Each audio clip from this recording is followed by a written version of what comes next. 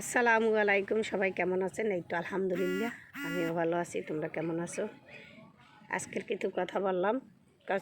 সত্য কথা বলতে গেলে কেউর ভালো লাগে না, আবার কেউর ভালো লাগে। ঠিক আছে, আমি তিশা আবদুল্লাহ রাম্মু, সেও আমার কিছু না, আর আখিও আমার কিছু না। ঠিক আছে, আখিও আমার কিছু না, কিন্তু যেটা সত্য সেইটি আমি বলছি। সেইটি বলার জন্য যদি কেউর ভালো লাগছে আমারে সাবস্ক্রাইব করছে, আর কে ভালো লাগে না সে আনসাবস্ক্রাইব করে দিতে, তাতে আমার কোনো সমস্যা নেই। ঠিক আছে, কিন্তু আমি দোয়া করি তিশা তার ছেলে যাবে বেড়াতে। কেন যাবে না? তার ছেলে বেড়াতে যাবে। সন্তান যদি মার কাছে যাবে না, তাই যাবে কার কাছে? বাবার কাছে। বাবা মা দুজনই সন্তান পৃথিবীতে বেঁচে থাকতে হলে প্রয়োজন। হ্যাঁ, আবার আরেকটা কথা বলছি, তিশা যখন আমি তো তিশাকে ভিডিও 2 বছর ধরে দেখি। তিশার ভিডিও আমি 2 বছর ধরে দেখি। আমি কিন্তু বড় ফ্যান, আমি কিন্তু বড় ফ্যান, আমি দেখি।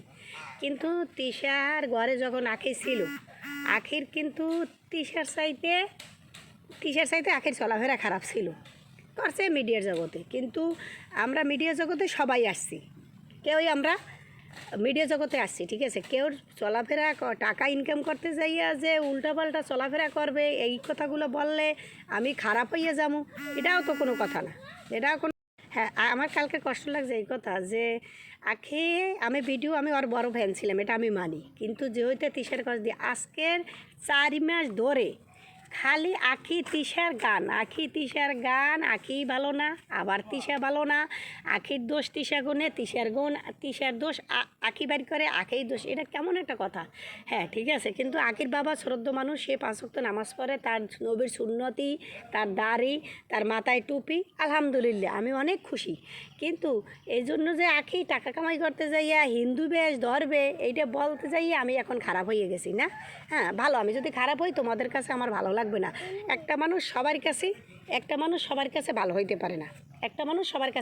পারে না। ঠিক আছে, এমনি ওই দেলার সাইডে হুজুরে বলছে, মুমিন ব্যক্তির জন্য দুনিয়া জেলখানা, কাফেরদের জন্য শক্তখানা। এই মুমিনের ব্যক্তির দেলার সাইডে সে 14 বছর জেল কাটছে, সত্য কথা কইতে যাইয়া। এখন আমি সত্য কথা বলছি এই জন্য এখন। কিন্তু তিশার কথা আমি কি বলছি? তিশা আমার কিছু হয় না। তিশা কিন্তু আজ পর্যন্ত সে কিন্তু হিন্দু সাজে নেয়, আজ পর্যন্ত সে হিন্দু সাজে নেয়। তাহলে টাকা করতে যাই আমি কি তিশা অপরাধ করছে? তিশাকে নিয়ে আমি কথা বলি নাই যে তার ছেলে চলাফেরা করছে, তার ছেলের কোনো খোঁজখবর নেয় না 2 মাস ধরিয়া, তার ছেলে ব্লক দিয়ে দেছে, তাকে নিয়ে তো আমি কথা বলছি। এই জন্য আমি খারাপ হয়ে গেছি। এখন আখিকে নিয়ে আমি কথা বলছি যে আখির কাজ ছিল কি, আখি তো সবাইকে ওরে চেনে, মিডিয়া জগতে ওরে কিন্তু সবাই চেনে। ওর কাজ থাকতে কি ওরে আরও ফলোয়ার হইতো, আরও সবাই ভালোবাসত ওকে।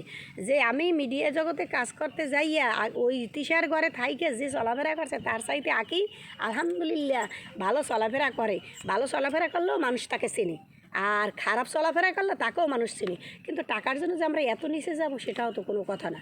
এই কথা বলার জন্য এখন আমি তিশার পক্ষে চলে গেছি। আমার তিশা মামলা দেয়।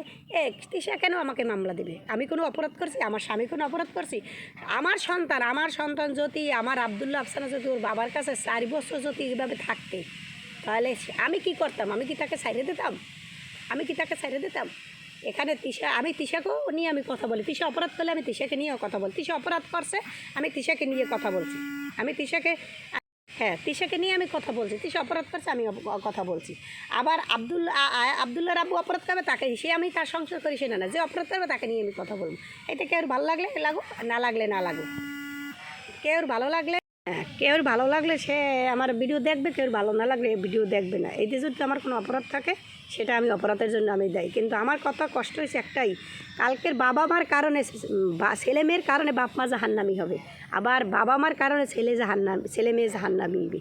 এইতে যদি আমার অপরাধ হয়ে থাকে, আমি অপরাধ মানিয়ে নিয়েছি। তোমরা সবাই আমার ভিডিও দেখলে ভালো লাগলে দেখো, ভালো না লাগলে দেখো না। আমি এইভাবে চলে যাবো, যে অপরাধ করবে তার বিরুদ্ধে আমি কথা বলবো। এতে কে আমাকে ভালোবাসলো আর কে আমাকে ভালোবাসলো, এতে আমার কিচ্ছু আসে যায় না। কেন বাবা মার কারণে সন্তান জাহান্নামী হবে? সন্তানের কারণে বাপ মা জাহান্নামী হবে কেন হবে? সবাই ভালো।